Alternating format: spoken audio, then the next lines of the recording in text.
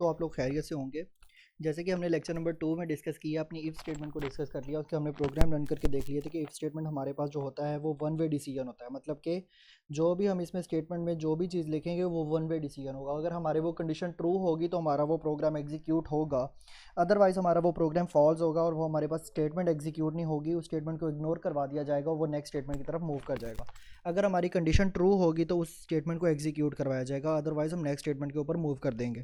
तो hope so उसको उस चैप्टर की आपको उस टॉपिक की आप लोगों को समझ आ गई होगी। तो आज का जो हमारा टॉपिक है लेक्चर नंबर 3 का, चैप्टर नंबर 11 हम लोग पढ़ रहे हैं, हमारा आज लेक्चर नंबर 3 है। तो हमारा जो लेक्चर नंबर 3 है उसमें हम डिस्कस करेंगे कि हमारे पास इफ़ एल्स स्टेटमेंट होती क्या है। मतलब कि पहले हमने इफ़ स्टेटमेंट पढ़ी है, अब हम इफ़ एल्स स्टेटमेंट के बारे में पढ़ेंगे। मतलब कि इफ़ एल्स स्टेटमेंट होती क्या है, इसका फ्लो चार्ट देखेंगे, इसके कॉम्प्रिहेंसिव नोट लिखेंगे और इसका एक प्रोग्राम रन करके देखेंगे। बाकी हमारे पास कंडीशनल ऑपरेटर भी इसे बोलते हैं, लेकिन हम ये अब कल के लेक्चर में करेंगे डिस्कस, क्योंकि कंडीशनल ऑपरेटर हमारे पास काफ़ी लंबा चौड़ा हो जाता है और इसमें हमारे पास प्रोग्राम्स भी काफ़ी आ जाएंगे। तो चलते हैं हम अपनी इफ़ एल्स स्टेटमेंट की तरफ। हमारे पास है दूसरी एक हमारे पास सिंपल स्टेटमेंट होती है इफ़ स्टेटमेंट, उस तरह की एक और फॉर्म है जिसे हम इफ़ एल्स स्टेटमेंट कहते हैं। हम इफ़ स्टेटमेंट में हमारे पास वन वे डिसीजन मेकिंग होता है, लेकिन इफ़ एल्स में हमारे पास दो तरह के डिसीजन मेकिंग प्रोसेस होता है। मतलब कि two way decision making process होता है। One condition and two blocks of statement are given. मतलब कि अगर हमारे पास एक कंडीशन ट्रू हो जाती है तो हम दूसरी कंडीशन भी देखेंगे, ठीक है। अगर हमारे पास एक कंडीशन फॉल्स होगी, पहली कंडीशन हमारे पास प्रिंट नहीं होगी, लेकिन हम दूसरी स्टेटमेंट की तरफ, दूसरी कंडीशन की तरफ जाएंगे। पहले हम इफ़ लिखेंगे, फिर हम एल्स लिखेंगे। अगर हमारे पास एक स्टेटमेंट ट्रू हो रही है तो ठीक है, एग्जीक्यूट हो जाएगी। नहीं तो एल्स का मतलब होता है नहीं तो हमारे पास दूसरी स्टेटमेंट प्रिंट होगी, ठीक है। अगर if condition true, execute one block of statement, ठीक है। अगर हमारे पास कंडीशन ट्रू हो जाती है तो हमारे पास एक जो ब्लॉक में कंडीशन होगी, स्टेटमेंट होगी, वो हमारे पास एग्जीक्यूट हो जाएगी। If condition false, other block statement executed, ठीक है। हमारे पास अगर पहली कंडीशन अगर फॉल्स हो जाती है तो हमारे पास जो दूसरी स्टेटमेंट होगी हम उसे एग्जीक्यूट करवाएंगे, वो खुद ब खुद एग्जीक्यूट हो जाएगी।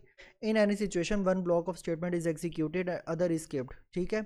हमारे पास कई दफ़ा ऐसे भी होता है कि हमारे पास एक कंडीशन जो होती है वो ऊपर वाली ट्रू हो जाए तो दूसरी कंडीशन को हम नहीं चेक करते। अगर हमारे पास ऊपर वाली कंडीशन ही फॉल्स हो रही है तो फिर हम दूसरी कंडीशन की तरफ मूव करेंगे, अदरवाइज हम उस कंडीशन पे मूव नहीं करेंगे। May contain a single statement without करली ब्रेसेस, ठीक है, on one side and compound statement on other side. एक साइड पे हम कंपाउंड स्टेटमेंट लिखेंगे, दूसरी साइड पे हम अपनी दूसरी स्टेटमेंट लिखेंगे, ठीक है। हमारे पास जो कंडीशन है इफ़ एल्स की कंडीशन वो ये है कि पहले हम इफ़ लिखेंगे, उसके अंदर अपनी कंडीशन लिखेंगे जो हमने चेक करवाना है। अगर वो हमारे पास कंडीशन ट्रू होगी तो स्टेटमेंट वन प्रिंट हो जाएगी, ठीक है। अगर ये हमारे पास कंडीशन फॉल्स हो रही है तो हम एल्स की तरफ मूव करेंगे, फिर देखेंगे दूसरी स्टेटमेंट में हमारे पास कंडीशन ट्रू हो रही है या नहीं। अगर वहाँ वो कंडीशन ट्रू हो रही है तो ये वाली स्टेटमेंट प्रिंट होगी, ऊपर वाली इग्नोर हो जाएगी। अगर पहले वाली कंडीशन हमारी ट्रू होगी तो पहले वाली प्रिंट हो जाएगी, सेकेंड वाली हमारी इग्नोर हो जाएगी, ठीक है। अब हमारे पास ये इसका फ्लो चार्ट बना हुआ है, ठीक है। हमारे पास दो ब्लॉक्स होंगे, एक इफ़ का ब्लॉक है, एक हमारे पास एल्स का ब्लॉक है। अगर हमारे पास कंडीशन, यहाँ हम एक कंडीशन टेस्ट कंडीशन लगा देते हैं, ठीक है। अगर हमारे पास कंडीशन ट्रू हो रही है तो हमारे पास ब्लॉक वन को हम चेक करेंगे, कंडीशन ट्रू हो रही है तो एज इट इज़ ये प्रिंट हो जाएगी। अगर ये हमारे पास कंडीशन फॉल्स हो रही है तो हम वापस इधर जाएंगे टेस्ट कंडीशन की तरफ और ये मूव करेगा ब्लॉक नंबर 2 की तरफ। अगर ये ब्लॉक नंबर 2 हमारा सही हो रहा है तो हम इस कंडीशन को इग्नोर करवा देंगे ब्लॉक नंबर 1 को और जाएंगे अपनी ब्लॉक नंबर 2 की तरफ और वो प्रिंट होकर नेक्स्ट स्टेटमेंट की तरफ मूव हो जाएगा। इसका हमारे पास एक प्रोग्राम है, तो हम एक प्रोग्राम की तरफ चलते हैं, हम अपनी प्रोग्रामिंग लैंग्वेज में चलते हैं, कंपाइलर में, वहाँ जाके हम ये रन करते हैं। अब यहाँ से हम एक सोर्स फाइल ओपन कर लेंगे, इफ़ एल्स, हम इसे लिख लेंगे इफ़ एल्स, ठीक है, .cpp। हमने ओपन कर लिया, हमारे पास ये न्यू विंडो ओपन हो चुकी है। अब हमने इफ़ एल्स का कोई प्रोग्राम करना है तो हम यहाँ एग्जीक्यूट करवाएंगे। सबसे पहले आप लोगों को पता है हमें क्या चीज़ लिखनी पड़ती है, अपनी हेडर फाइल्स, stdio.h। उसके बाद हम मूव करेंगे अपनी सेकंड स्टेटमेंट की तरफ, जो हमारी लाइब्रेरी भी होती है, इंक्लूड onio.h, ठीक है। उसके बाद हम अपने मेन फंक्शन की तरफ मूव करेंगे, void main।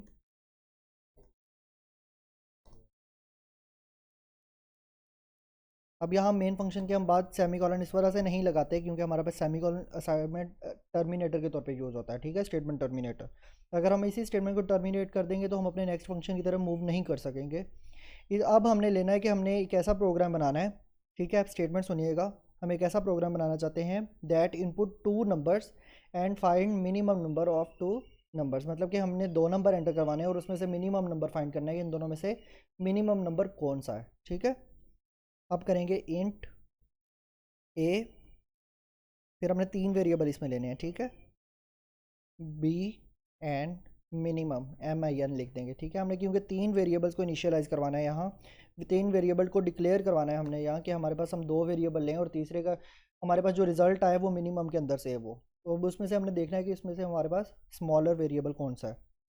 हम सबसे पहले क्लियर स्क्रीन का फंक्शन देंगे कि हमारे पास पुराना कोई भी रिज़ल्ट हो तो वो क्लियर हो जाए।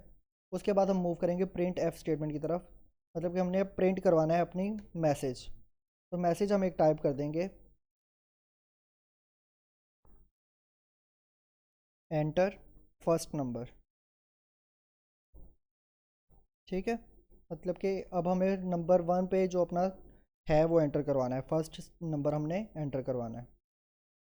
उसके बाद हम मूव करेंगे अपने स्कैन एफ फंक्शन की तरफ। स्कैन एफ, और इस फंक्शन के अंदर हम लिख देंगे कि हमने इंटीजर वैल्यू लेनी है, तो हम इंटीजर का साइन दे देंगे, फॉर्मेट स्पेसिफायर दे देंगे जो कि हमारे पास है परसेंटेज डी। अपने ये इन्वर्टेड कॉमास को बंद करेंगे एंड ए। मतलब कि हमारे पास जो पहला है नंबर हमने एंटर करवाना है इंटीजर, वो किस में करवाना है, ए के अंदर। अब हम यही स्टेटमेंट दूसरी स्टेटमेंट देंगे, प्रिंट एफ की स्टेटमेंट। इसके अंदर हम अपना दूसरा नंबर एंटर करवाएंगे, enter second number equals to space और फिर हम दे देंगे ये। ठीक है, यहाँ अब हम स्कैन एफ दूसरा फंक्शन देंगे क्योंकि हमने इसके अंदर बी की वैल्यू को स्टोर करवाना है, तो हम उसके अंदर अपना स्कैन एफ का फंक्शन देंगे। इसके अंदर हम दूसरी वैल्यूज़ भी इंटीजर सपोज करें हम कि हम दूसरी वैल्यूज़ भी इंटीजर ले रहे हैं, तो परसेंटेज डी आएगा उसका फॉर्मेट स्पेसिफायर हमारे पास। उसके बाद हम अपना वो साइन देंगे, इन्वर्टेड कॉमर्स को बंद कर देंगे। उसके बाद हमने आना है एंड का साइन आ जाएगा हमारे पास बी, मतलब कि हम बी के अंदर ये वाली वैल्यू स्टोर करवा रहे हैं।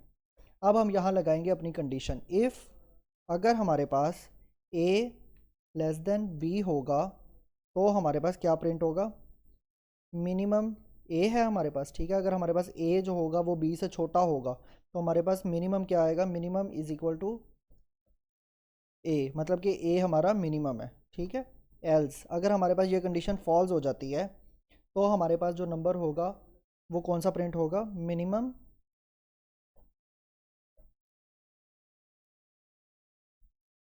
Is equals to B. अगर हमारे पास कंडीशन फर्स्ट, जैसे कि हमारे पास ये वाली कंडीशन है, अगर हमारे पास ये वाली कंडीशन, अगर हमारे पास ए बी से छोटा होगा तो हमारे पास ये वाली कंडीशन ट्रू हो जाएगी, तो ये वाला मैसेज प्रिंट हो जाएगा। अगर हमारे पास ये वाली कंडीशन ट्रू नहीं होती, ये वाली कंडीशन फॉल्स हो जाती, तो हमारे पास जो स्टेटमेंट आ जाएगा वो इस साइड पे एल्स पे आ जाएगा। तो हम देखेंगे कि अगर हमारे पास ये वाली कंडीशन ट्रू नहीं हो रही तो ऑटोमेटिकली हमारी दूसरी कंडीशन ट्रू होनी चाहिए। ठीक है, तो हम यहाँ आ जाएंगे। अब हम नीचे एक अपना मैसेज प्रिंट करवा देंगे, प्रिंट एफ, जिसमें हम करेंगे कि minimum number is equals to percentage D, क्योंकि हमारे पास इंटीजर ही उसका आंसर आएगा, तो परसेंटेज डी। और यहाँ हम दे देंगे, इन्वर्टेड कॉमर्स को बंद करेंगे अपने, और हम यहाँ मिनिमम की वैल्यू इसमें स्टोर करवाएंगे अपनी। ठीक है, अब हम अपना गेट सी एच फंक्शन ले लेंगे। गेट सी एच मतलब कि गेट करेक्टर, हमें यहाँ से करेक्टर गेट करना है। उसके बाद हम अपनी करली ब्रेसिस को बंद करवा देंगे। यहाँ से अब हम प्रोग्राम को रन करवा के देखेंगे कि इसमें हम कंपाइल करेंगे कि इसमें कोई हमारे पास एरर तो नहीं आ रहा। अगर एरर आ रहा है तो वो किस वजह से आ रहा है, तो सबसे पहले ऑल्ट F9 करेंगे तो हमारे पास देख रहे हैं हम एरर आ रहा है हमारे पास। तो एरर हमारे पास क्या आ रहा है,